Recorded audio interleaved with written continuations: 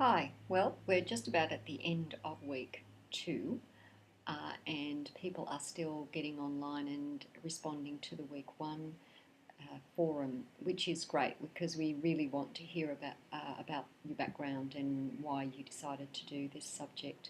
We want to hear from everybody, so if you haven't gotten online yet, please do that and tell us. But it is the end of week two, and we're just about ready to go into week three. So things have slowed down in terms of the online forum contributions, which could be just because people are reading a lot of information and it's taking them a little bit longer to get to the forum discussion. But just make sure each week that you do pay attention to what the forum discussion is all about and what's required.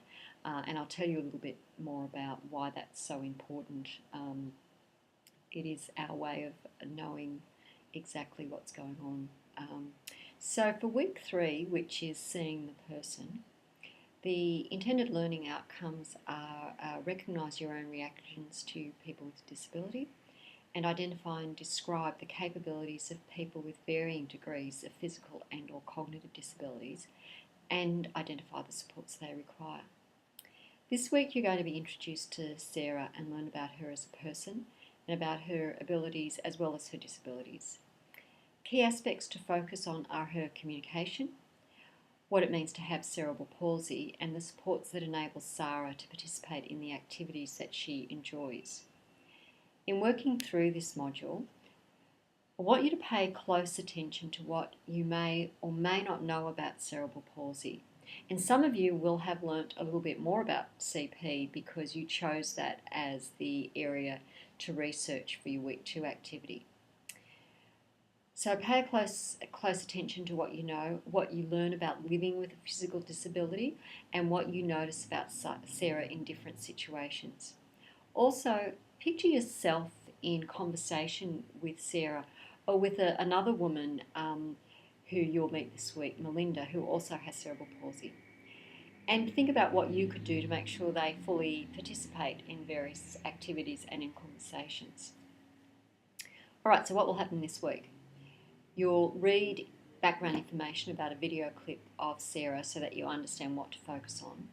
You'll watch the video clip of Sarah, and then we'd like you, as with the previous week, to write down some reactions to Sarah in your Pebble Pad.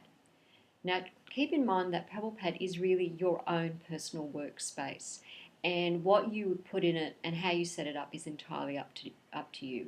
We've provided some suggestions for how to do that, but you may already have a particular way of working in Pebble Pad, or you may learn a new way. The aim is to be able to find your contributions easily so that you can use them. In terms of storing other resources or assets, you can store your websites there. If you'd rather do that than use Pinterest, that's perfectly fine. This is your own workspace, and it's not something that we're going to get you to necessarily share with us. You can choose what from your Pebble Pad you want us to see, and you can do that through just simply copying some text and pasting it into a forum contribution. And the times to do that will be specifically described in the week's activities and forum contributions. We want you to read about cerebral palsy, watch a YouTube clip about Melinda, and read about augmentative and alternative communication, which is used both by Sarah and Melinda.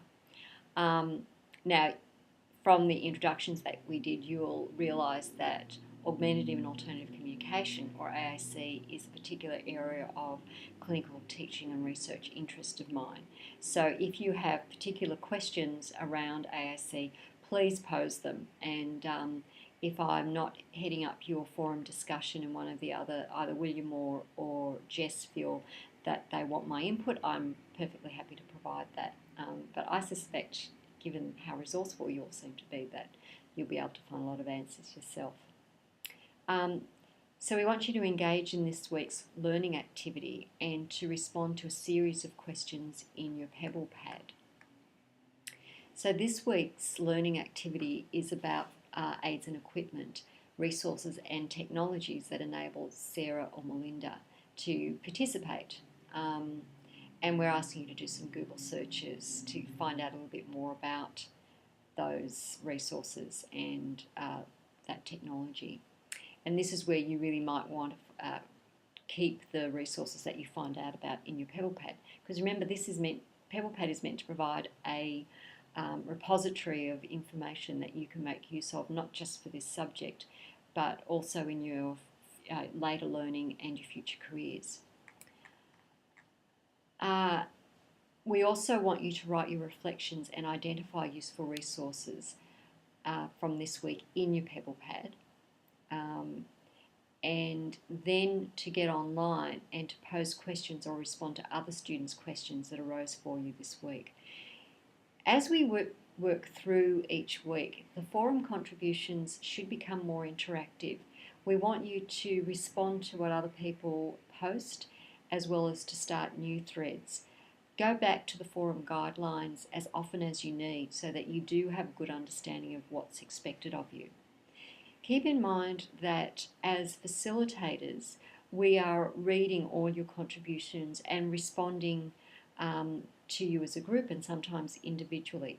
We are also keeping track of your contributions from week to week. We're just ticking off who's contributing, and that's for a couple of reasons. One is for us to know if people have fallen off the subject, and that's okay if people decide to unenroll from this subject, but we are really concerned about students who stay enrolled, but for some reason, whether it's technology or life just getting a little bit busy for them, stop contributing, and that's a little bit dangerous, and we want to stay on top of that. So we will be contacting people who aren't active.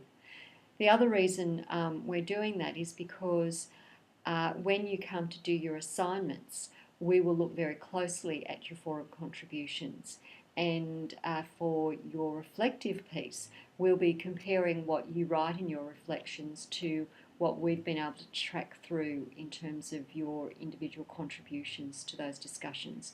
So they will ultimately have an impact on your final score on that assessment.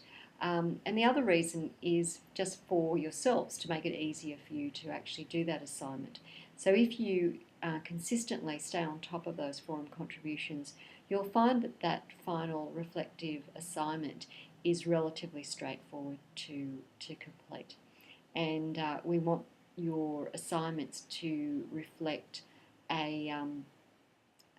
your contributions over time, rather than being kind of just a last minute, let me think about what is expected. So this really is around your learning, your reflections, your insights, which are incredibly useful and interesting to both us and to yourselves as students. So I hope you enjoy week 3. We will continue to interact online. Thank you.